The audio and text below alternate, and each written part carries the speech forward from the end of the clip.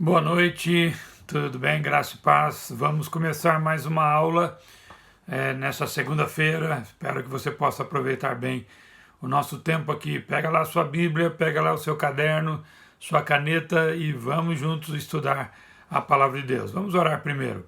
Senhor, muito obrigado por esta noite, obrigado a Deus por esta oportunidade de podermos estudar a tua palavra. Pedimos a tua bênção, pedimos a tua ajuda, a tua orientação. Ó Deus, para tudo que nós vamos estudar, que possamos aprender ao máximo da Tua Palavra. Obrigado, Deus, por tudo. Oramos agradecidos em nome de Jesus. Amém. Muito bem, nós estamos estudando sobre a martiologia, a doutrina do pecado. Estamos aqui na parte 3 desse estudo e eu espero que você tenha aprendido e sempre, se você tiver alguma dúvida, mande para nós, para que a gente possa ajudá-lo nas suas dúvidas, tá certo? E vamos lá, nós temos estudado vários aspectos da matéria de martiologia e a última que nós estudamos aqui, só para a gente recapitular, nós estudamos a verdadeira natureza do pecado e as suas múltiplas manifestações, né? Nós falamos sobre a transgressão, iniquidade, errar o alvo, infração, desregramento, incredulidade, tudo palavras que estão ligadas a esse assunto de pecado. E eu falei também da tríplice descrição do pecado, que foi como um ato, que é a violação da vontade de Deus, foi como um estado, que é a ausência da justiça, logicamente essa justiça divina, e por sua natureza, que é inimizade contra Deus. Ou seja, tudo o que faz, ou tudo que está relacionado ao pecado, é algo contra Deus. Bem, na aula passada nós demos uma introdução, finalzinho da aula, sobre a origem do pecado. E eu já comecei dando a introdução desse assunto com cada um de vocês, sobre que Deus não é o originador do pecado. Alguns até dizem que ele é o originador do mal. Não, Deus não é o originador do pecado. Nós vimos que Deus é santo, que nele não há injustiça, que Deus não lida com o mal, e também vimos que Deus odeia o pecado. Então não tem absolutamente nada a ver. Deus não faz parceria, Deus não tem ajuntamento com o pecado de forma alguma. Culpar a Deus pelo surgimento do pecado seria realmente um grande erro. Citei isso semana passada. É uma blasfêmia contra Deus e contra um caráter totalmente perfeito. Então, absolutamente nada. Não tem nada a ver com Deus nessa questão, né? Normalmente as pessoas pensam nisso quando olham para a origem do pecado, então pensam nisso. Como nós vamos estudar a origem do pecado, então aguarde que nós vamos falar mais um pouquinho. Aliás, também uma outra afirmação que nós devemos fazer, além de Deus não ser o originador do pecado, o homem também não é o originador do pecado. Não começou na raça humana ou com a raça humana. O pecado é pré-histórico, ou seja, é antes da raça humana existir. O pecado já havia começado. O fato de que Adão e Eva foram tentados para pecar é uma prova que eles não são originadores do pecado. A raça humana não é. Porque se eles foram tentados a pecar, significa que o pecado já existia antes, né? Então revela que o pecado já existia antes, então é impossível que eles sejam os originadores do pecado. Então a história do pecado é mais antiga do que a própria história da raça humana. Ela vem antes. A Bíblia não coloca exatamente o momento no sentido de data. Aliás, porque não tinha data, né? As datas não existiam ainda, né? Então o pecado, se não é originador em Deus e não é, se não é originador no ser humano e não é, o pecado tem origem no mundo angelical. E a gente vai ver isso. Queria que você tivesse sempre aberto sua Bíblia em Isaías capítulo 14 e também Ezequiel capítulo 28, que nós vamos usar bastante. Quando você estuda Ezequiel capítulo 28, você pode abrir a sua Bíblia. Eu não vou ler toda a passagem aqui agora, mas seria muito interessante que você pudesse ler. Ezequiel capítulo 28, que é uma profecia contra o rei de Tiro, e é interessante a gente estudar sobre isso. Aqui é uma profecia direcionada ao rei de Tiro. Se você olhar os capítulos anteriores, fala a cidade de Tiro, agora é o governante de Tiro, que era chamado naquela época de rei. Então a profecia é direcionada ao rei de Tiro, é uma pessoa. Essa pessoa é uma pessoa extremamente orgulhosa, A cidade de Tiro havia crescido muito por diversos motivos, um deles porque é uma cidade litorânea e tinha ali passagens de navios e cresceu muito aquela cidade, a cidade enriqueceu bastante. E o rei de Tiro subiu o orgulho e ele se dizia Deus. O texto bíblico fala isso. Ele se achava um Deus, ele se achava o Todo-Poderoso. É uma característica também de estadistas, de pessoas da própria história da humanidade, grandes imperadores, quererem desejarem ser tratados como deuses, né? E aqui o rei de Tiro não foi diferente, né? Então essa profecia é direcionada primeiramente a este homem, de condenação da postura dele, da atitude dele. E o Espírito Santo, que inspirou Ezequiel a escrever essa parte da profecia, ele usa o exemplo do rei de Tiro para falar sobre Lúcifer. E ele começa aqui, você pode olhar no texto a partir do versículo 11, que ele diz aqui, esta palavra do Senhor veio a mim. Filho do homem, erga um lamento a respeito do rei de Tiro e diga, assim diz o soberano, o Senhor, você era modelo da perfeição, cheio de sabedoria e de perfeita beleza. Olha, já está falando que é modelo de perfeição. Mas olha aqui, você estava no Éden, no jardim de Deus, todas as pedras preciosas os enfeitavam. Aí ele coloca várias pedras, sardio, topázio, diamante, berilo, ônix, jaspe, safira, carbúnculo, esmeralda. Seus engastes e guarnições eram feitos de ouro, tudo foi preparado no dia em que você foi criado. Agora, olha o próximo versículo. Você foi ungido como um querubim guardião. Primeiro fala que estava lá no Jardim do Éden. Como alguém, aqui Ezequiel falando de Tiro, não podia ter sido o rei de Tiro agora. É uma profecia que a gente chama de duplicidade profética. O autor, o homem que Deus inspirou, Ezequiel, falava do rei de Tiro e agora ele começa a usar palavras direcionadas a uma outra personalidade, que aqui é Lúcifer, que a gente vai ver aqui, da qual talvez nem o próprio profeta sabia do que estava dizendo. Mas ele estava escrevendo, achando que estava escrevendo a respeito do rei de Tiro. E aqui o Espírito Santo está dando clareza sobre um querubim, um anjo, ou seja, não era o rei de Tiro aqui era o próprio anjo. E por que nós dizemos Lúcifer? Porque a palavra Lúcifer significa estrela de luz, aquele que reluz, aquele que esparge luz, ou luminoso. Né? E aqui o texto diz que ele era coberto de pedras preciosas e brilhava no meio delas, ou seja, era um brilho muito grande desse anjo. Então não era o rei de Tiro. Olha só, 2 Coríntios capítulo 11, versículo 14. 2 Coríntios capítulo 11, verso 14. Olha só o que diz aqui. 2 Coríntios, deixa eu ver esse mesmo. Isso, 2 Coríntios 11, 14, olha o que diz.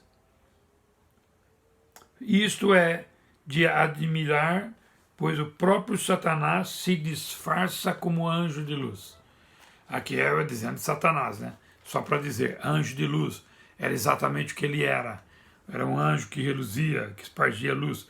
Lúcifer era talvez o maior dos anjos criados por Deus, o maior dos anjos, o mais de destaque, com grande glória. Você pode ler depois Jeremias capítulo 9.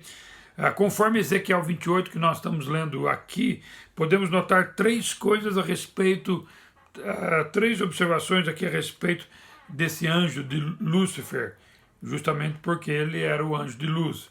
Primeiro, era a mais bela das criaturas e cheio de sabedoria, que foi corrompido pelo pecado. Né? O verso 12 que nós lemos fala isso, o verso 17 também fala. Seu coração tornou-se orgulhoso, está no início do verso 17. Outra coisa, ele ocupava uma posição extremamente exaltada, uma posição elevada. Os versos 14 a 16 de Ezequiel fala isso, né? Nós estamos lendo que ele foi ungido como querubim, pois para isso eu o designei. Você estava no Monte Santo de Deus e caminhava entre as pedras fulgurantes, a versão NVI fala isso. na outra versão, no brilho das pedras afogueadas. Você era inculpável em seus caminhos desde o dia, verso 15, desde o dia que foi criado, até que se achou maldade em você, por meio do seu amplo comércio, você encheu-se de violência e pecou. Por isso eu lancei humilhado para longe do monte de Deus.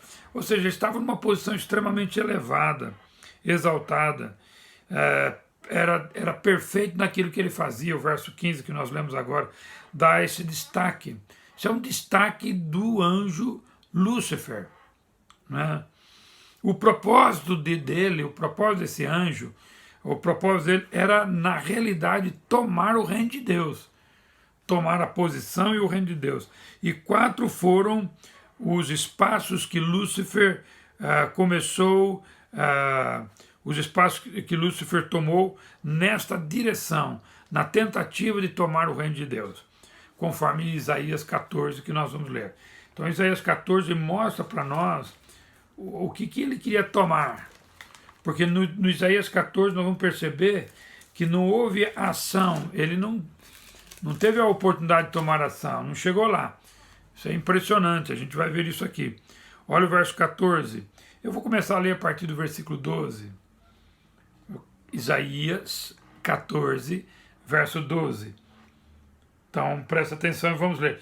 Como você caiu dos céus, ó estrela da manhã, filha da alvorada, como foi atirado à terra, você que derrubava as nações. Agora, olha só o versículo 13.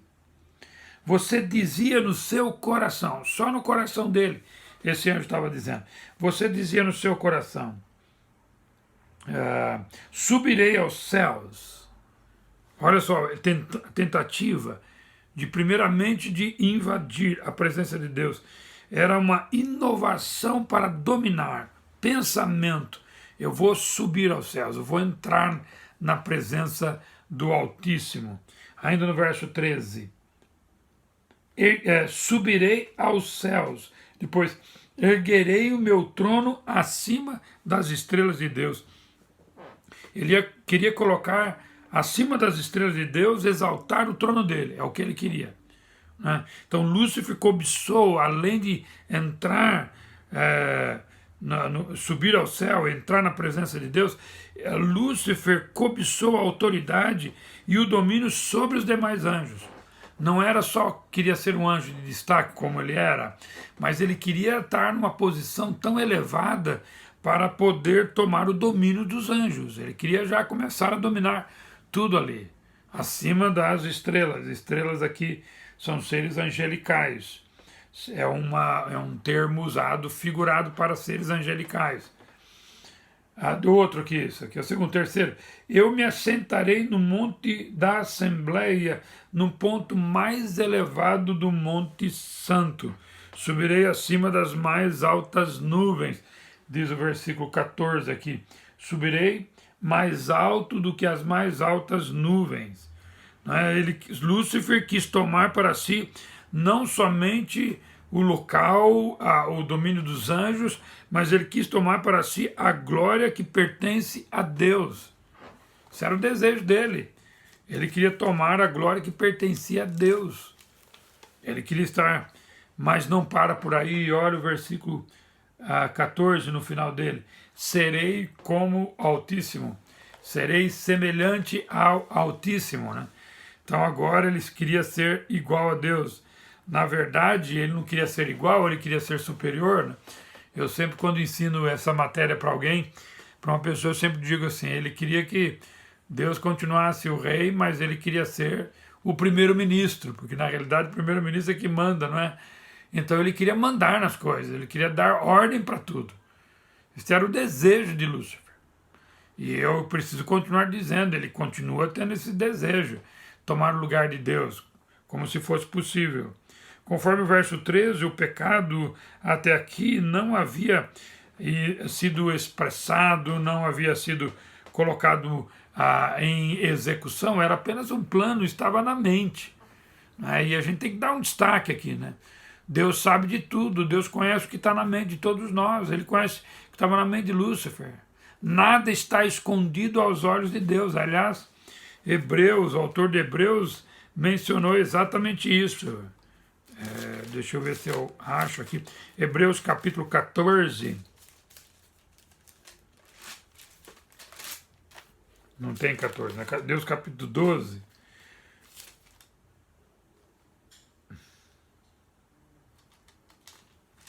Deixa eu ver qual era aqui.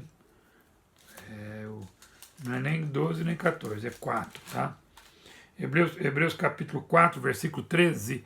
Hebreus 4, 13. Nada em toda a criação está oculto aos olhos de Deus. Tudo está descoberto, exposto diante dos olhos daquele a quem devemos de prestar contas. Nada está oculto, nem o coração.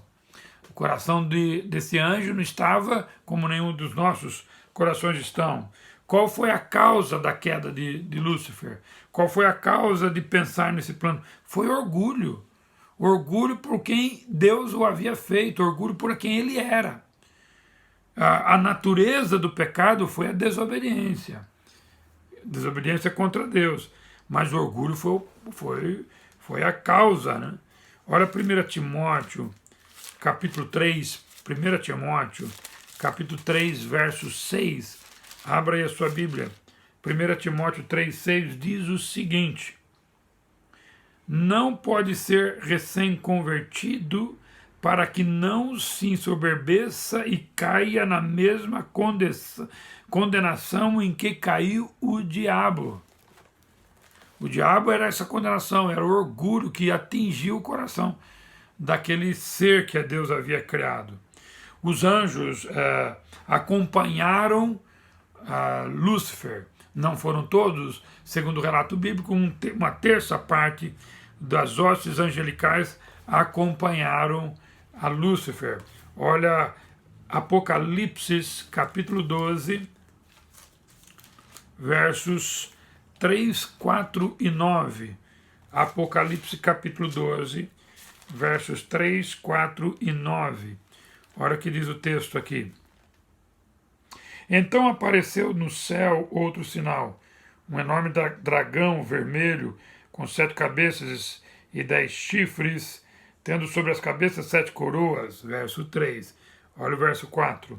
Sua cauda arrastou consigo 1/3 das estrelas do céu, lançando-as na terra. O dragão colocou diante da mulher que estava para dar à luz, para devorar o seu filho no momento em que nascesse. Agora olha o verso 9, só para a gente concluir o pensamento aqui. O grande dragão foi lançado fora. Ele é a antiga serpente chamado Diabo ou Satanás, que engana o mundo todo. Ele e os seus anjos foram lançados à terra. Entendeu? Foram tirados da presença de Deus. Então, essa é o que aconteceu. Quais as consequências da queda sobre Satanás? A queda de Satanás encerra para ele mesmo incalculáveis consequências. Então, primeiro, ele foi transformado, foi totalmente modificado. Ele foi transformado de um anjo de luz, de Lúcifer, um anjo de luz, para estrela da manhã, segundo o texto de Isaías 14, né? Que ele chama aqui de estrela da manhã, que nós já lemos, e também de príncipe das trevas. Que nome totalmente oposto foi dado a Lúcifer. Olha Efésios capítulo 6, versículo 12. Olha o que diz aqui Efésios 6, 12. Pois a nossa luta não é contra seres humanos, mas contra os poderes e autoridades, contra os dominadores deste mundo de trevas, contra as forças espirituais do mal nas regiões celestiais, né? Ele é o príncipe das trevas, ele é aquele que comanda o mundo das trevas. Esta é a mudança. Ele foi mudado de querubim da guarda, como nós lemos lá em Ezequiel, capítulo 28. Isto é, ser que deveria cultivar harmonia, deveria cultivar paz em diabo, nome dele. E diabo, isto é, ser que traz confusão, é o ser que traz desarmonia, sendo mentiroso, homicida, né? Ou seja, totalmente contrário ao nome original dele. Olha o que diz João, capítulo 8, versículo 44. João, Evangelho de João, capítulo 8, verso 44. Olha o que diz aqui. Vocês pertencem ao pai de vocês, o diabo, a quem querem realizar o desejo dele. Ele foi homicida desde o princípio e não se apegou à verdade, pois não há verdade nele. Quando mente, fala a sua própria língua, pois é mentiroso e pai da mentira. Totalmente modificado, né? Querubim, amigo, parceiro de Deus, aquele que tem harmonia e paz, cultiva isso para o diabo, que é totalmente confusão, mentira. Outra transformação que Lúcifer recebeu de ser que estava junto com Deus. Era amigo de Deus, segundo Ezequiel 28,14, em Satanás, que significa adversário de Deus, que significa inimigo de Deus. Ou seja, tudo o que ele faz é contrário a Deus. Ele não faz nada a favor de Deus. Voltando lá para o Evangelho de João, agora no capítulo 5. Peraí. Deixa eu ver se é esse texto mesmo. Não, não é este, não. É Apocalipse, capítulo 12, versículo 9. Nós já lemos, né?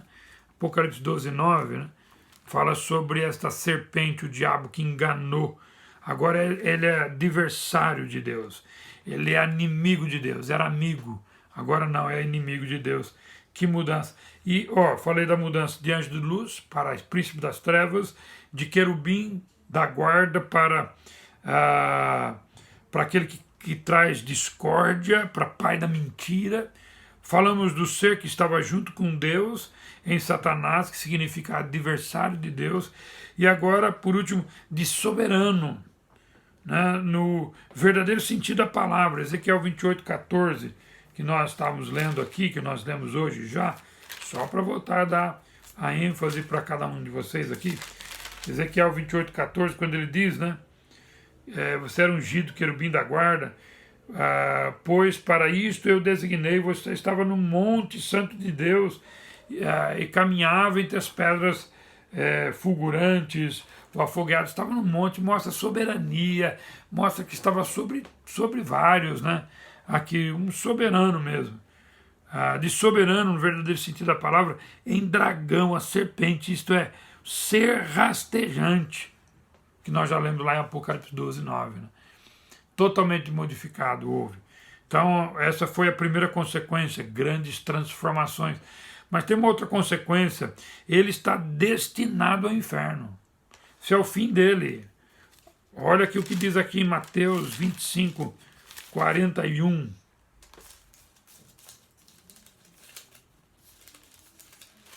Mateus capítulo 25, verso 41, diz o seguinte: então ele dirá aos que estiverem à sua esquerda, malditos, apartem-se de mim para o fogo eterno, preparado para o diabo e os seus anjos. Esse é o fim dele. Mas você pode ler também lá no Apocalipse, capítulo 20, ou verso 10. O diabo que os enganava foi lançado no lago de fogo que arde com enxofre, onde já haviam sido lançados a besta e o falso profeta. Eles serão atormentados dia e noite para todo sempre. Fim dele. Isso é uma outra consequência drástica com a queda de Lúcifer. E também não há salvação para ele. Isso é uma outra consequência. Não há salvação para ele, porque o pecado jaz nele mesmo. Ele é o originador do pecado. O pecado está nele. Sem que fosse originado por alguma causa externa. Ele não foi tentado para fazer alguma coisa. Ele não recebeu uma tentação como recebeu, por exemplo, Eva, lá quando começou na raça humana. Mas o pecado é a origem, está nele, se origina nele. O pecado está nele mesmo, ele é a origem do pecado. Né? Olha o versículo 6 de Judas. Judas, verso 6, diz o seguinte: e quanto aos anjos que não conservaram suas posições de autoridade, mas abandonaram sua própria morada, ele os tem guardado em trevas, presos com correntes eternas para o juízo do grande dia. Não tem alternativa, esse é o fim. Esse é o fim de Lúcifer. Então, nós já vimos então que o pecado não teve origem em Deus, não teve origem na raça humana, mas teve origem na raça angelical. Vimos como começou, Ezequiel 28, Isaías 14, e vimos também toda a consequência sobre Lúcifer. E agora é o nome de Satanás, diabo, certo? Mas é importante a gente falar sobre a origem do pecado na raça humana. Isso é importante para mim e para você. O caráter da queda no homem, como que começou tudo. Eu sei que alguns de vocês já conhecem, mas é importante a gente fazer isso, né? Vamos comigo abrir lá em Gênesis capítulo 3, que é o texto que fala sobre a origem do pecado na raça humana. E a gente percebe que o mesmo objetivo de Satanás tinha na sua origem, ele quer transmitir para o homem.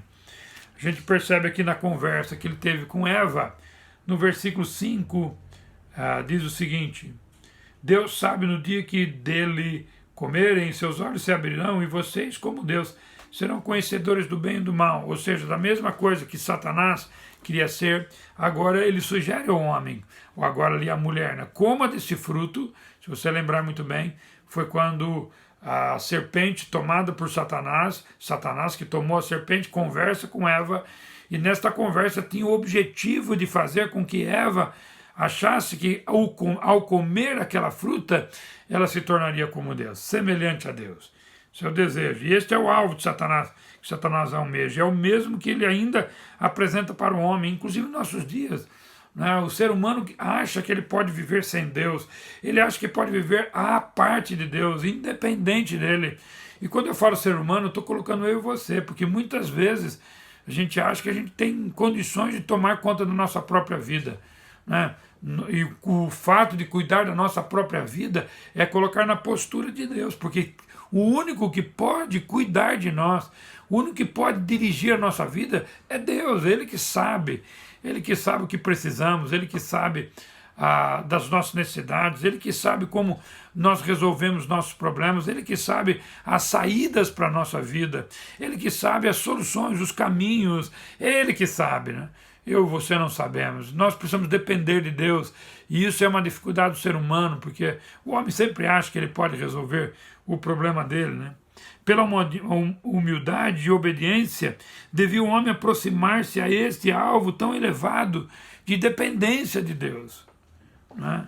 Esse é o alvo elevado. O homem tinha que depender de Deus. Olha aqui em 1 João, lá uma das epístolas de João, a primeira delas, 1 João capítulo 3, verso 2, amados, 1 João capítulo 3, verso 2, amados, agora somos filhos de Deus e ainda não se manifestou o que havemos de ser, mas sabemos que quando ele se manifestar, seremos semelhantes a ele, pois o veremos como ele é. Né? Semelhança não em termos de divindade, né? Mas de conhecimento dele, ou a proximidade dele. Porém, pelo orgulho e desobediência, o homem procura apoderar-se imediatamente do mesmo, achar que ele pode ser igual a Deus, e nós não podemos ser igual a Deus. Então isso foi lá a proposta lá no início. Como que a queda se deu? Com aquela conversa, com a sedução da mulher. A mulher foi envolvida. Você percebe em Gênesis capítulo 3, você pode ler lá os versículos de 1 a 5, que Satanás não chega direto a dizer o que ele quer. Ele faz a pergunta para Eva, é assim mesmo que você não deve comer de nenhuma árvore da vida, nenhuma fruta que está aqui no jardim, né? Ou seja, ele começa a ludibriar, envolver. Ele sabia que a mulher podia comer de todas as árvores, de todas as frutas, só não comer da árvore que estava no centro do jardim, da árvore do conhecimento do bem e do mal, porque no dia que comer certamente morreria, o pecado entraria na raça humana.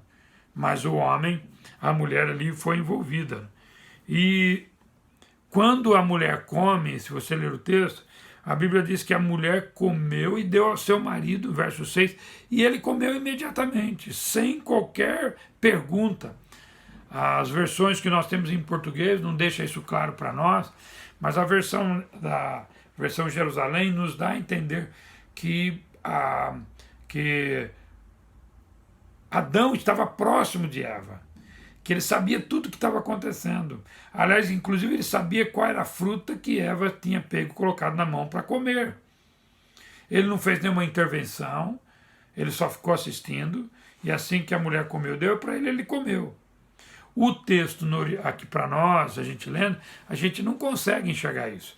Mas tem um versículo no Novo Testamento que nos ajuda a entender isso. Olha só, 1 Timóteo, abra lá sua Bíblia, 1 Timóteo, capítulo 2, versículo 14. 1 Timóteo, capítulo 2, verso 14. Olha só o que diz. E Adão não foi enganado, mas sim a mulher, que tendo sido enganada, tornou-se transgressora. Então, para dizer que Adão não foi enganado, ou seja, ele escolheu. Então, a mulher foi seduzida ao pecado, o homem escolheu o pecado. Isso é triste para as duas coisas, né? E a gente tem que estar muito atento a isso, né? O homem tem capacidade, e a mulher também, de entender as coisas, né? A gente tem que tomar cuidado tanto com as nossas emoções como o nosso cognitivo, porque às vezes a gente conhece a verdade, conhece a palavra, conhece aquilo que está escrito, nós sabemos o que a gente não precisa fazer, mas nós vamos lá e fazemos. Isso é o poder da escolha. Isso é o poder da escolha. Isso é um assunto que tem mexido com a minha mente. Poder da escolha. Né? Nós temos o poder de escolher entre a bênção e a maldição, como está lá no texto sagrado, né, em Deuteronômio. Nós temos o poder de escolher entre a bênção e a maldição. Isso é uma capacidade que nós temos. E que Deus tenha misericórdia de nós, nos ajude a escolher sempre a coisa correta, sempre aquilo que Deus quer. Porque as propostas sempre virão. E a gente sabe o que é correto na sua grande maioria das vezes. Talvez você vai dizer assim, não me lembro quando eu pequei e eu não sabia que não devia ter feito. Você vai perceber que a grande maciça maioria das vezes você sabia o que devia ter feito, eu sabia o que devia ter feito. Mas a gente escolhe o errado, né? E a gente tem que escolher o correto, a Deus. A tentação de Satanás, ela atingiu 3 áreas aqui que é interessante. Olha o Gênesis capítulo 3, eu quero ler para você primeiro. Versículo 6 diz assim: quando a mulher viu que a árvore parecia agradável ao paladar, era atraente aos olhos e, além disso, desejável para dela se obter discernimento, tomou do fruto, comeu e deu ao seu marido e ele também comeu. Preste atenção aqui. Ela teve uma visão aconteceu a concupiscência da carne, né? Eu imagino que ela até salivou para aquela fruta, né? Era boa para comer, né? Mexeu com o prazer dela. Você pode prestar atenção, se você fizer um paralelo com 1 João capítulo 2, versículo 16 e 17, lá em 1 João, que a gente estava agora há pouco.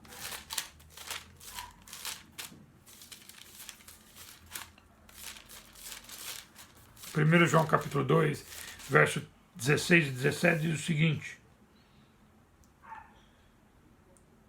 pois tudo que há no mundo, a cobiça da carne, a cobiça dos olhos e a ostentação dos bens, não provém do Pai, mas de Deus. Então ele fala aqui da cobiça da carne, concupiscência da carne. Você pode ler lá Mateus capítulo 4 também, que é interessante. Na tentação foi a mesma coisa. Começa a mexer com vontade, com prazer. Uma outra área é a concupiscência dos olhos, quando ela viu que era agradável aos olhos.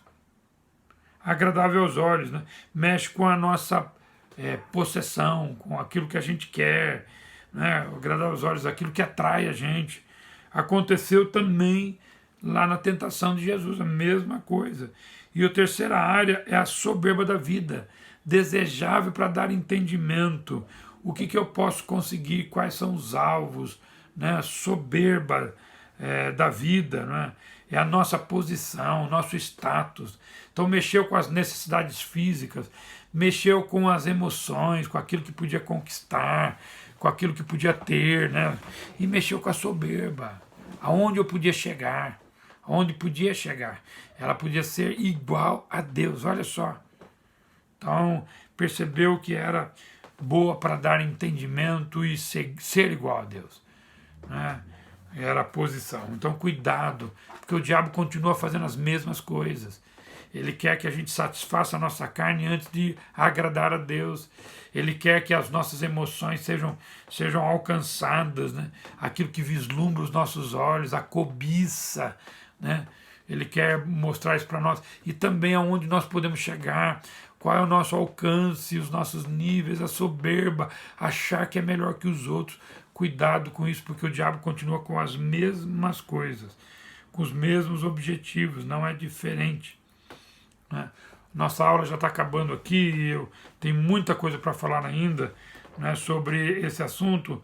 Na próxima aula nós vamos ver o juízo de Deus sobre o pecado que alcança a mulher, alcança a terra. Nós vamos ver a transmissão do pecado para a raça humana, que é um assunto muito importante. E depois nós vamos entrar num assunto que muita gente me pergunta, e você já deve ter pensado sobre, e Jesus? Ele podia ou não podia pecar? Esse é assunto para a próxima aula, tá bom? Muito bem.